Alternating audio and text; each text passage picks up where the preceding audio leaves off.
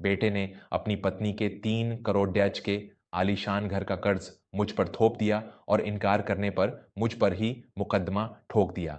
लेकिन अदालत में मैंने एक ऐसा सबूत पेश किया कि उनका सारा घमंड आंसुओं में बह गया और वे दाने दाने को मोहताज हो गए।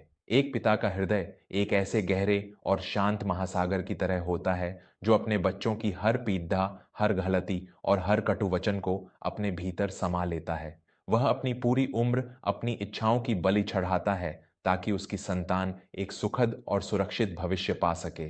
लेकिन क्या होता है जब उसी संतान की आंखों पर दौलत और दिखावे की ऐसी अंधी पट्टी बन जाए कि उसे अपने पिता का पसीना भी एक बोझ लगने लगे? आज की यह कहानी कोई साधारण पारिवारिक विवाद नहीं है।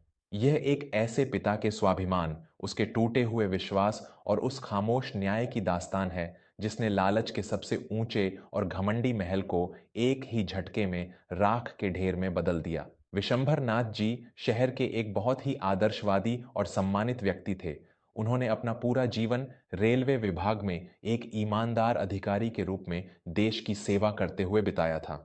उनकी पत्नी आशा का स्वर्गवास बहुत पहले हो चुका था, जब उनका इकलौता बेटा मयंक केवल 12 वर्ष का था। विशंभर जी ने कभी दूसरा विवाह नहीं किया। उन्होंने एक मां की ममता और एक पिता के अनुशासन दोनों के साथ मयंक को पाला पोसा। उन्होंने अपनी पाई पाई जोड़कर मयंक को उच्च शिक्षा दिलाई ताकि वह जीवन में एक बद्धा मुकाम हासिल कर सके। मयंक एक बहुराष्ट्रीय कंपनी में अच्छे पद पर काम करने लगा। उसका विवाह लावण्या नाम की एक लड़की से हुआ। लावण्या शहर के एक बहुत ही दिखावे वाले और तथाकथित आधुनिक परिवेश से आई थी। उसके लिए जीवन का एकमात्र लक्ष्य महंगे कपड़े, बद्धी गादियां और झूठी शान बघारना था। उसे विशंभर जी का सादा जीवन, उनका पूजा पाठ और उस पुराने पुश्तैनी घर का वातावरण बिल्कुल पसंद नहीं था। वह अक्सर मयंक को भटकाती रहती थी कि वे उस पुराने घर को छोड़कर शहर के सबसे महंगे इलाके में रहें। विशंभर जी ने अपनी जीवन भर की बचत से मयंक की शादी बहुत धूमधाम से की थी और उसे एक अच्छी खासी रकम भी दी थी ताकि वह अपना जीवन सुचारू रूप से शुरू कर सके। लेकिन लावण्या की भूख पैसों से कभी शांत नहीं होती थी, नहीं होती। विवाह के 2 साल बाद लावण्या ने शहर के बीचों बीच एक बहुत ही आलीशान और विशाल पेंट हाउस, सबसे ऊपरी मंजिल का घर पसंद किया। उस घर की कीमत 3 करोड़ रुपए थी। मयंक की इतनी आमदनी नहीं थी कि वह इतना बड़ा घर खरीद सके, लेकिन लावण्या की जिद के आगे उसने घुटने टेक दिए। उन्होंने बैंक से 3 करोड़ रुपए का भारी आवास आरण होम लोन ले लिया और उस नए घर में रहने चले गए। शुरुआत के कुछ महीनों तक तो सब ठीक रहा, लेकिन जल्द ही उस 3 करोड़ के भारी भरकम कर्ज की मासिक किश्तें, ईएमआई मयंक की कमर तोड़ने लगीं। लावण्या अपने खर्चों में कोई कटौती करने को तैयार नहीं थी। जब पानी सिर से ऊपर जाने लगा तो उन दोनों ने एक बहुत ही घिनौनी और स्वार्थी साजिश रची। एक शाम मयंक और लावण्या विशंभर जी के उस पुराने पुश्तैनी घर में आए। विशंभर जी अपने बेटे और बहू को देखकर बहुत खुश हुए, लेकिन मयंक के चेहरे पर कोई आदर या प्रेम नहीं था। मयंक ने दालान में बैठते ही बहुत ही कठोर और आदेशात्मक स्वर में कहा, पिताजी, हमारे उस नए घर की किश्तें बहुत ज्यादा हैं और मैं उन्हें भर नहीं पा रहा हूं। मेरी पत्नी लावण्या को वह घर बहुत पसंद है और हम उसे छोड़ देच नहीं सकते। आपको सरकार से हर महीने जो भारी पेंशन मिलती है और बैंक में जो आपकी आखिरी बचत रखी है, वो सब आप हमें दे दीजिए। आज से लावण्या के उस घर का सारा कर्ज आप भरेंगे। विशंभर जी यह सुनकर सन्न रह गए। उन्होंने कांपती आवाज में कहा, बेटा, तू ये क्या कह रहा है? मैंने तुझे पढ़ा लिखा कर खड्डा कर दिया। मेरी पेंशन ही मेरे बुढ़ापे की इकलौती आजादी और मेरी दवाइयों का सहारा है। तूने अपनी हैसियत से बढ़कर महल खरीदा है, तो उसका कर्ज मैं कैसे भर सकता हूं? लावण्या ने बीच में टोकते हुए बहुत ही जहरीली आवाज में कहा, कैसी आजादी पिताजी? आप इस टूटे फूटे घर में पड़ डिढ़े रहते हैं। आपको पैसों की क्या जरूरत है? एक पिता का धर्म होता है कि वह अपनी आखिरी सांस तक अपनी औलाद के शौक पूरे करे। अगर आप यह कर्ज नहीं भरेंगे तो समाज में हमारी नाक कट जाएगी। आपको यह कर्ज चुकाना ही होगा, यह हमारा हुक्म है। विशंभर जी के पैरों तले से जमीन खिसक गई। जिस बेटे के लिए उन्होंने अपनी पूरी जवानी राख कर दी, आज वह बेटा अपनी पत्नी के झूठे रुतबे के लिए अपने बूढ़े पिता को एक एटीएम पैसे निकालने की मशीन समझ रहा था। विशंभर जी ने अपनी आंखें बंद कीं, एक गहरी सांस ली और अत्यंत दृढ़ता के साथ कहा, नहीं, मैं तुम्हारे इस अंधे लालच और झूठे दिखावे के लिए अपने स्वाभिमान और अपने बुढ़ापे का सहारा नहीं दूंगा। तुम दोनों अभी मेरे घर से निकल जाओ। दोस्तों, जब एक पिता अपने बच्चे को अपने पैरों पर खड्डा करने के लिए अपनी जवानी के सारे सुख कुर्बान कर देता है और वही बच्चा बड्ढा होकर अपने ही पिता की आखिरी रोटी भी छीनने की कोशिश करे, तो उस पिता के दिल पर क्या गुजरती है, यह शब्दों में बयान नहीं किया जा सकता। एक पिता सब कुछ सह सकता है, लेकिन अपनी संतान द्वारा किया गया यह खौफनाक अपमान उसे अंदर से तोड़ डेच देता है। अगर आप भी माता पिता के इस खामोश दर्द को महसूस करते हैं, तो हमारे इस परिवार वर्मा स्टोरीज को अभी सब्सक्राइब करें। आपका एक सब्सक्राइब हमें यह विश्वास दिलाता है कि आज भी समाज में संस्कारों की कद्र करने वाले लोग मौजूद हैं। इसलिए भावनाओं से जुद्धे इस वर्मा स्टोरीज चैनल को सब्सक्राइब जरूर करें। आपके सब्सक्राइब करने से सच्चाई की यह आवाज कभी कमजोर नहीं पड़ेगी। विशंभर जी के इनकार करने पर मयंक और लावण्या आग बबूला होकर वहां से चले गए। विशंभर जी को लगा कि बात यहीं खत्म हो गई है, लेकिन असली तूफान तो अभी आना बाकी था। कुछ ही दिनों बाद एक सुबह डाकिया विशंभर जी के दरवाजे पर एक सरकारी लिफाफा देकर गया। वह एक कानूनी नोटिस था। उस नोटिस को पढ़ते ही विशंभर जी का दिल किसी कांच की तरह टूट कर बिखर गया। उनके अपने सगे बेटे मयंक और बहू लावण्या ने उन पर 3 करोड़ रुपए का भारी मुकदमा ठोक दिया था। उस झूठे मुकदमे में लिखा था कि विशंभर जी ने मयंक को वह आलीशान घर उपहार में देने का वादा किया था और अब वे अपनी बात से मुकरकर उन्हें मानसिक रूप से प्रताड़ित कर रहे हैं। साथ ही उन्होंने यह भी दावा किया था कि विशंभर जी के पास जो पुश्तैनी संपत्ति है, उसमें से मयंक का 3 करोड़ ब्याज का हिस्सा बनता है, जिसे विशंभर जी बेईमानी से दबाकर बैठे हैं। अगर विशंभर जी ने तुरंत 3 करोड़ रुपए नहीं दिए, तो उन्हें अदालत में घसीटा जाएगा और जेल भिजवा दिया जाएगा। एक बेटा जिसने अपने पिता की उंगली पकड़ डाकर चलना सीखा था, आज उसी पिता को अदालत की चौखट पर बेइज्जत करने की तैयारी कर चुका था। विशंभर जी कई रातों तक सो नहीं सके। उनकी आंखों से आंसुओं की एक खामोश नदी बहती रही। लेकिन विशंभर जी कमजोर नहीं थे। उन्होंने तय कर लिया था कि वे इस धोखे का शिकार चुपचाप नहीं बनेंगे। उन्होंने अपने आंसुओं को पोंछा और शहर के सबसे अनुभवी और अपने पुराने मित्र, अधिवक्ता, वकील सत्येंद्र जी के पास पहुंचे। सत्येंद्र जी ने पूरी बात सुनी और उनका खून खौल उठा। उन्होंने विशंभर जी से कहा, विशंभर, तुम्हारा बेटा अब एक लालची भेदिया बन चुका है, लेकिन मुझे एक बात समझ नहीं आ रही है। मयंक की आमदनी इतनी नहीं है कि कोई भी बैंक उसे 3 करोड़ का भारी कर्ज दे दे। आखिर बैंक ने बिना किसी बड्ढी गारंटी के इतना बड़ा कर्ज पास कैसे कर दिया? दाल में कुछ काला है। सत्येंद्र जी ने अपने स्तर पर उस बैंक में गुप्त रूप से छानबीन शुरू की, जहां से लावण्या और मयंक ने कर्ज लिया था। कुछ ही दिनों बाद सत्येंद्र जी जब विशंभर जी के पास आए, तो उनके हाथों में बैंक के कुछ दस्तावेज थे और उनके चेहरे पर एक खौफनाक सच्चाई का भाव था। सत्येंद्र जी ने वह फाइल मेज पर पटकते हुए कहा, विशंभर, तुम्हारे बेटे और बहू ने सिर्फ तुम पर झूठा मुकदमा ही नहीं किया है, बल्कि उन्होंने तुम्हारे साथ एक बहुत बड़ा अपराध भी किया है।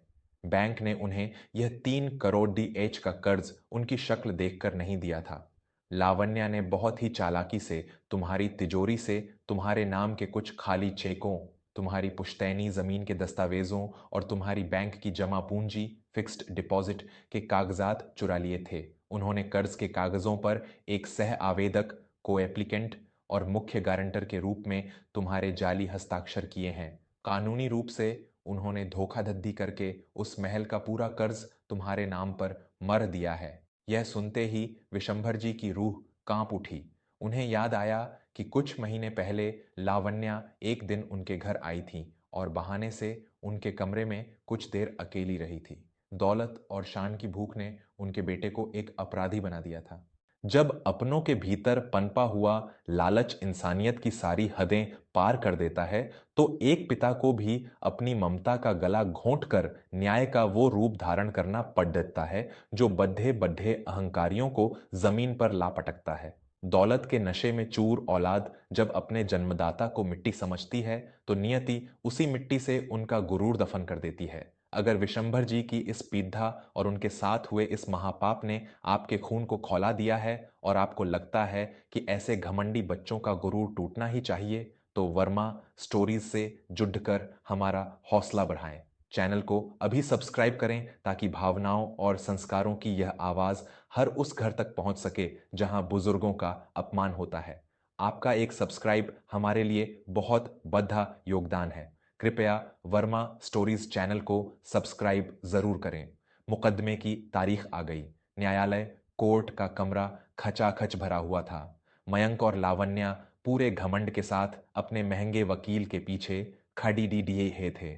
उनके चेहरों पर एक शैतानी जीत की मुस्कान थी। उन्हें लग रहा था कि उनका बूढ़ा पिता अदालत के इस दबाव और बदनामी के डर से घुटने टेक देगा और वो 3 करोड़ रुपए उन्हें सौंप देगा। मयंक के वकील ने बहुत ही आक्रामक लहजे में न्यायाधीश जज के सामने कहा, माई लॉर्ड, मेरे मुवक्किल के पिता विशंभर नाथ जी अपने ही बेटे का हक मारकर बैठे हैं। उन्होंने घर का कर्ज चुकाने का वादा किया था और अब मुकर गए हैं। हम मांग करते हैं कि इनकी पुश्तैनी जमीन नीलाम की जाए और मेरे मुवक्किल को 3 करोड़ का मुआवजा दिलवाया जाए। न्यायाधीश ने विशंभर जी की तरफ देखा। विशंभर जी अपनी जगह से बिल्कुल शांत लेकिन एक चट्टान जैसी दृढ़ता के साथ खड़े हुए। उनके वकील सत्येंद्र जी ने आगे बढ़कर एक मोटी सी फाइल न्यायाधीश के सामने पेश कर दी। सत्येंद्र जी ने अपनी दमदार आवाज में कहा, माई लॉर्ड, जो बेटा यहां अपने पिता पर हक मारने का झूठा इल्जाम लगा रहा है, दरअसल वह खुद एक बहुत बद्धा जालसाज है। विशंभर जी ने कभी ऐसा कोई वादा नहीं किया था, बल्कि सच तो यह है कि मयंक और उसकी पत्नी लावण्या ने विशंभर जी के जाली हस्ताक्षर करके और उनके दस्तावेज चुराकर बैंक से वो 3 करोड़ का कर्ज लिया है। यहां तक कि उन्होंने विशंभर जी को धोखे में रखकर उन्हें मुख्य गारंटर बना दिया। यह रही फॉरेंसिक विभाग की वो रिपोर्ट जो साबित करती है कि बैंक के कागजों पर मौजूद हस्ताक्षर पूरी तरह से जाली और फर्जी हैं। इसके साथ ही हमारे पास उस दिन की बैंक अधिकारी की गवाही भी मौजूद है। यह सुनते ही पूरे न्यायालय में सन्नाटा छा गया। मयंक के पैरों तले से जमीन खिसक गई। लावण्या पसीने से लथपथ हो गई और उसका रंग कागज की तरह सफेद पडेडियच गया। उनका सारा घमंड, उनकी सारी चालाकी एक पल में चकनाचूर हो गई थी। न्यायाधीश ने उन दस्तावेजों को ध्यान से देखा और उनका चेहरा क्रोध से लाल हो गया। न्यायाधीश ने कड़ीडी डाकती हुई आवाज में अपना फैसला सुनाया। यह अदालत मयंक और लावण्या द्वारा विशंभर नाथ जी पर किए गए इस 3 करोड़ के मुकदमे को तत्काल प्रभाव से खारिज करती है और जालसाजी, धोखाधड़ी और एक वरिष्ठ नागरिक के जाली हस्ताक्षर करने के इस गंभीर अपराध के लिए इन दोनों पर तुरंत आपराधिक मुकदमा दर्ज करने का आदेश देती है। बैंक को यह आज़ादी है कि वह अपना पैसा वसूलने के लिए आज ही इनके उस आलीशान घर को सील कर दे। जैसे ही फैसला सुनाया गया, मयंक और लावण्या के गुरूर की इमारत ताश के पत्तों की तरह ढह गई। कुछ ही पलों में अदालत के सुरक्षा कर्मियों ने आगे बढ़कर मयंक और लावण्या के हाथों में हथकद्दियां पहना दी। वे दोनों पागलों की तरह रोने लगे। जिस दौलत और दिखावे के लिए उन्होंने अपने पिता का गला घोंटने की कोशिश की थी, आज उसी लालच ने उन्हें सरेआम मुजरिम बना दिया था। मयंक घुटनों के बल घिसटता हुआ अपने पिता विशंभर जी के पैरों में आ गिरा। मुझे माफ कर दीजिए पिताजी, मैं लावण्या की बातों में आकर अंधा हो गया था। मेरा सब कुछ बर्बाद हो जाएगा। बैंक मेरा घर नीलाम कर देगा। मुझे जेल मत भिजवाइए पिताजी, मैं आपका अपना खून हूं। मयंक गिद्ध गिद्धाते हुए रो रहा था। लावण्या भी हाथ जोड़कर आंसुओं से भीगी हुई माफी मांग रही थी। विशंभर जी ने अपने पैर पीछे खींच लिए। उनकी आंखों में कोई नमी नहीं थी, केवल एक कठोर सत्य था। उन्होंने बहुत ही सर्द और शक्तिशाली आवाज में कहा, खून, जिस दिन तुमने मुझे इस अदालत के कटघरे में घसीटने का नोटिस भेजा था और मेरी मेहनत की कमाई चुराई थी, उसी दिन तुमने इस खून के रिश्ते की हत्या कर दी थी। तुमने मुझे इस उम्र में सड्डैचकों पर रुलाने की साजिश रची थी मयंक। मैं तो फिर भी संभल गया, लेकिन याद रखना, जो घर झूठ, फरेब और अपनों के आंसुओं की नींव पर खद्दा होता है, वो कभी टिक नहीं सकता। आज तुमने कोई पिता नहीं खोया है, बल्कि तुमने अपनी इकलौती ढाल खो दी है। अब जाओ और जेल की काल कोठरी में अपनी उस झूठी शान का जश्न मनाओ। विशंभर जी बिना एक बार पीछे मुद्दे अपने पूरे स्वाभिमान के साथ उस न्यायालय से बाहर निकल गए। मयंक और लावण्या को पुलिस घसीटते हुए ले गई। उनका वो 3 करोड़ का आलीशान घर उसी दिन बैंक ने नीलाम कर दिया और वे दोनों पूरी तरह से कंगाल होकर जेल की सलाखों के पीछे पहुंच गए। दौलत के अहंकार का अंत आखिरकार उनकी बर्बादी पर ही हुआ। दोस्तों, जीवन में कभी भी उस इंसान को कमजोर समझने की भूल मत करना जिसने दुनिया देखी है। माता पिता वो भगवान हैं जो अपने बच्चों के लिए खुद को दांव पर लगा देते हैं, और जो संतान उस बलिदान का मोल धोखाधड़ी और लालच से चुकाती है, ईश्वर उसे इस धरती पर ही सबसे भयानक नरक के दर्शन करवा देता है। अपनों का सम्मान करना सीखें, क्योंकि जब कर्मों का हिसाब होता है तो कोई भी चालाकी काम नहीं आती। अगर विशंभर जी के इस निडर, स्वाभिमानी और कड़ी फैसले ने आपके दिल में एक नई ऊर्जा और सम्मान की भावना जगाई है, तो वर्मा स्टोरीज को अभी सब्सक्राइब करें। अपने दोस्तों और परिवार के साथ इस वीडियो को इतना शेयर करें कि हर किसी को यह सीख मिल सके कि लालच और माता-पिता के अपमान का अंत हमेशा विनाशकारी होता है। कमेंट में जय श्री राम या सत्य की जीत जरूर लिखें और बताएं कि क्या विशंभर जी का अपने बेटे को जेल भिजवाने का यह फैसला बिल्कुल सही था। आपकी राय का हमें हमेशा इंतजार रहता है। सच्चाई और संस्कारों की इस आवाज को घर घर तक पहुंचाने के लिए वर्मा स्टोरीज चैनल को सब्सक्राइब करना बिल्कुल न भूलें। धन्यवाद।